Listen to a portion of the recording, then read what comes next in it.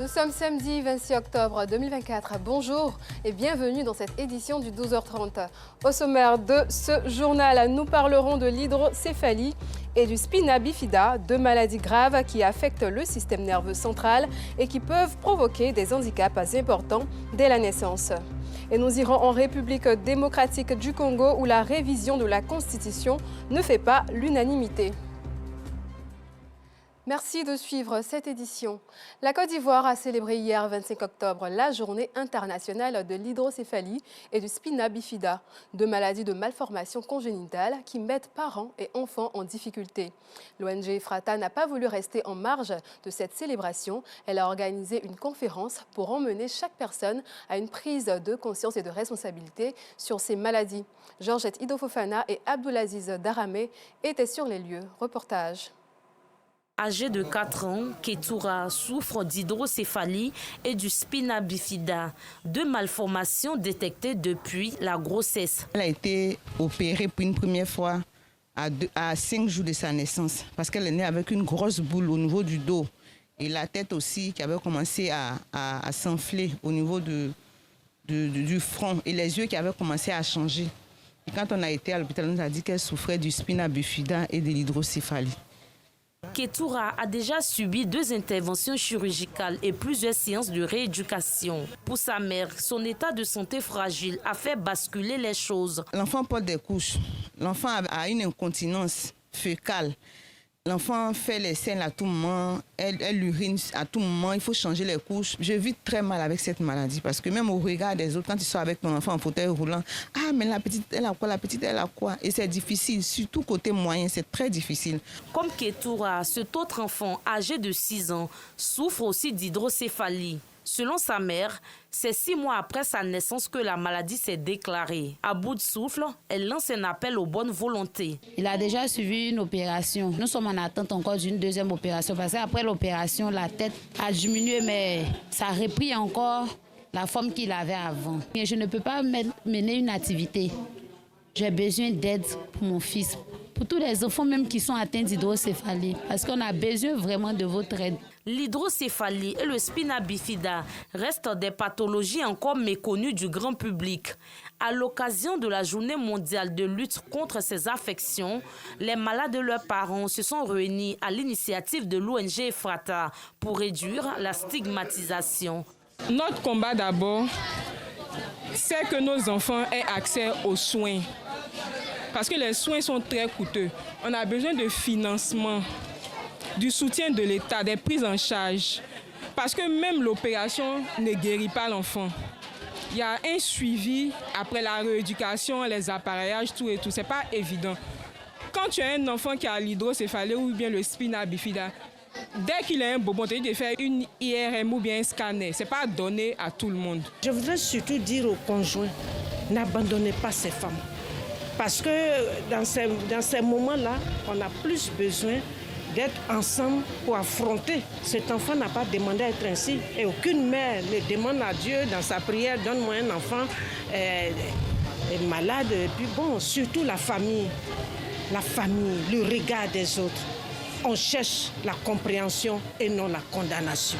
Pour Wilfred Mega, neurochirurgien, l'hydrocéphalie et le spina bifida peuvent être causés par une tumeur, des infections et d'autres maladies. Quand il s'agit d'hydrocéphalie, les causes sont variées. Il y a les causes tumorales, il y a les causes malformatives, il y a les causes infectieuses, il y a les causes vasculaires. Et quand il s'agit du spina bifida, en général, c'est une malformation, mais qui est favorisée par un défaut d'ingestion de vitamine B9. Selon les spécialistes, l'hydrocéphalie est l'augmentation du volume de liquide dans le cerveau et le spina bifida est une malformation congénitale de l'arc postérieur. En Côte d'Ivoire, plus de 2 enfants sur 1000 sont touchés par la maladie. Célébrée tous les 25 octobre, cette journée vise à faire connaître la maladie et promouvoir les droits des personnes atteintes par ces pathologies. L'actuelle saison des pluies est devenue un véritable cauchemar pour les habitants du village d'Adiao au nord-est et ceux de Yaou à l'ouest de la ville de Bonois. Au-delà de ces villages, la voie reliant Bassa à Bonois est pratiquement inondée. Qu'est-ce qui provoque une telle montée des eaux? Quelles sont les attitudes à avoir en cette période? Les réponses dans cet élément de notre reporter Théodore Zouzou. Sur cette voie menant à Adiao, un village de la commune de Bonois, l'eau du fleuve Komoué sortie de son lit dicte sa loi aux usagers. Le village qui se situe en bas, il y a l'eau qui est montée, qui est arrivée où il y a les maisons, les gens habitent. Donc les habitants sont obligés de marcher pour arriver ici et les véhicules, les transports pour arriver à Bonois. J'ai fait descendre mes passagers ici parce que la route est coupée par l'eau. Si on va s'inonder. L'eau va rentrer dans le moteur et c'est pas bon, c'est un dommage pour le chauffeur. Une situation qui profite à ces jeunes sans emploi qui créent des ponts de fortune. Yaou, cet autre village situé à l'entrée ouest de Bonois, est fortement inondé. Les eaux ont envahi les abords de la route internationale Abidjan-Noé. Plusieurs habitations subissent le courroux des eaux. Ceux qui ont maison dans l'eau là, eux, ils sont tous partis. Ils ont pris, comme on appelle, pilon là, ils ont pris un monsieur, ils ont traversé. Donc ils ont pris leur maison, ils sont quittés. Ils sont pris dans l'eau là. Moi, j'ai acheté le terrain, je ne savais pas que c'était un terrain inondable. Mais bon, aujourd'hui, on est face à ces problèmes-là. Je ne sais plus où mettre la tête. Voilà. J'ai déjà investi énormément. Donc, je suis obligé de continuer, espérant qu'ils vont trouver une solution. Au quartier de la Cour Royale, les habitants ne dorment plus que d'un œil. On a fait monter le mur pour empêcher l'eau de Komoué de rentrer dans les maisons. Là, l'eau de la pluie, là, on peut faire sortir dehors. Quand la population a des problèmes, toi, tu es le responsable là, tu n'es pas en paix. C'est une doléance à l'État de continuer ces travaux-là, de l'embouchure, pour qu'on puisse être un peu libéré. Face à cette situation, la mairie s'active. Nous demandons à ces personnes de venir ici à la mairie à un moment donné, le temps que les eaux ne se retirent. Voilà. Ensuite, nous les dirigeons vers le service social qui les accompagne. Nous fournissons également du vivre, du non-vivre. Et nous sollicitons le concours de l'Institut national d'hygiène publique à fournir du non-vivre, mais aussi à faire une campagne de vaccination contre certaines maladies. Cap est mis sur la Sodexam à Abidjan, dans la commune de Port-Boué, pour comprendre les causes de cette montée des eaux. La Komoué prend sa source au Burkina Faso. Donc avec les folles pluies qui ont eu lieu au Burkina Faso, la Komoué commence à descendre vers le sud du pays. En plus de cela, il faut ajouter les pluies même de la saison des pluies. Donc les deux phénomènes cumulés vont entraîner effectivement des débordements dans les villes qui avoisinent les cours d'eau tels que la Komoué et autres cours d'eau qui prennent leur source soit dans les pays sahéliens ou au nord de la Côte d'Ivoire. Voici ce qu'il faut faire pour éviter le pire. Nous invitons les populations à s'informer sur les vigilances météorologiques que nous diffusons. Avec les codes couleurs, la couleur verte, où vraiment il y a des phénomènes météorologiques qui ne sont pas d'extrême gravité. Nous avons le code couleur jaune qui monte d'un certain niveau où nous demandons aux populations d'être vraiment vigilantes. Après, nous allons à un niveau de couleur orange qui est un cran au-dessus où nous constatons vraiment des risques forts d'inondation. Et ensuite, nous allons à la couleur rouge qui est vraiment une couleur d'alerte maximale. Ces populations doivent appeler la protection civile, les sapeurs-pompiers, pour venir d'abord les sauver. La montée des eaux du fleuve Komoué impacte les villes de Bonois et Grand Bassam chaque année à la saison des pluies. Du 22 au 23 octobre dernier, il est tombé une quantité inhabituelle de 53 mm de pluie avec pour pic la commune d'Abobo. La 3e édition du Festival international Mode et Recyclage veut initier les enfants à la préservation de l'environnement. L'information a été donnée au cours de la cérémonie de lancement de cet événement qui s'est tenue le vendredi 20 septembre dernier dans la commune de Cocody, à Sitandiara.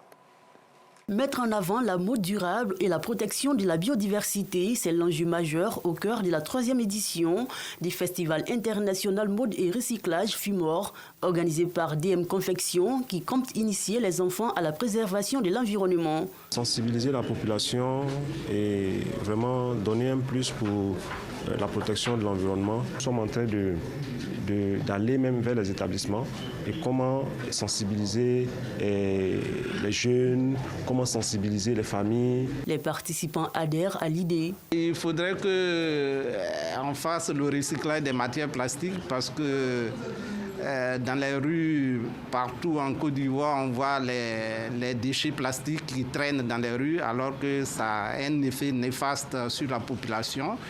Il y a le cancer qui traîne et autre chose. J'ai toujours eu ce leitmotiv de venir en aide aux jeunes créateurs.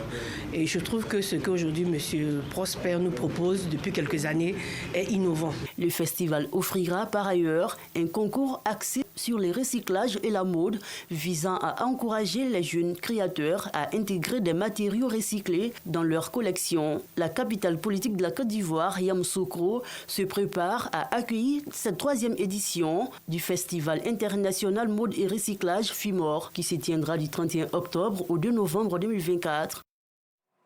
La communauté musulmane des Ivoiriens de France ont désormais une association officielle, l'Union des musulmans ivoiriens de France. Et pour l'installation officielle de cette association islamique, une importante délégation du COSIM, conduite par son président cheikh Ousmane Diakité, y a effectué le déplacement. C'était le samedi 19 octobre dernier à Paris, par Gassoro-Koné des Madangui. La communauté musulmane des Ivoiriens de France a désormais un statut officiel depuis la naissance de l'Union des musulmans ivoiriens de France, UMIFE. Pour les accompagner et les soutenir, le président du Conseil supérieur des imams des mosquées des affaires islamiques en Côte d'Ivoire, COSIM, à la tête d'une forte délégation, a effectué le déplacement à Paris. Opportunité toute trouvée pour le guide suprême de la communauté musulmane de Côte d'Ivoire d'exhorter guides religieux et prédicateurs de France à s'inscrire dans la dynamique du prolongement de l'encadrement religieux des musulmans ivoiriens. Cheikh Ayman Ousmane Diakité n'a pas manqué de lancer un appel à l'ensemble de la communauté musulmane de France à la mobilisation des fonds pour la construction d'un complexe islamique. L'homme de Dieu a aussi annoncé la création des sections du COSIM dans les pays occidentaux qui disposent d'une communauté musulmane organisée. C'est un grand rassemblement et une sorte de fédération qui doit rassembler, j'insiste sur le mot, tous les musulmans ivoiriens. Pour qu'ensemble, nous puissions en synergie réaliser un grand projet qui est de créer un complexe islamique ivoirien en France. Cet événement majeur de l'histoire de la communauté musulmane de Côte d'Ivoire a également été marqué par des conseils de guides et dignitaires musulmans à l'endroit des fidèles ivoiriens. Les musulmans ivoiriens de la France, unissez-vous à la corde de Dieu. Dans l'union, on peut construire cette mosquée. Les musulmans peuvent relever tous les défis s'ils sont unis. S'ils travaillent pour le rayonnement de notre communauté, le rayonnement de l'islam. Ce rendez-vous religieux a enregistré la présence de nombreux diplomates ivoiriens et de bien d'autres personnalités. Louanges, invocations, prières et bénédictions pour des élections apaisées en 2025 en Côte d'Ivoire ont également meublé cette rencontre hautement spirituelle. Abidjan, capitale africaine du reggae, ne cesse d'attirer les plus grands talents de ce genre musical à travers le monde. L'artiste français Typical Féfé sera en attraction dans la soirée du samedi 26 octobre à l'espace AZK Live à Cocody Blocos. Reportage. Je suis un soundboy, ne pas tuer le chébé. Voilà ce que j'ai répondu aux agents de la police. Les reggae-philes de Côte d'Ivoire auront la primeur du tout premier spectacle live de l'artiste français Typical Féfé le samedi 26 octobre à l'espace AZK Live de Cocody Blocos. À sa descente d'avion, le reggaeman français promet un spectacle inédit à ses fans.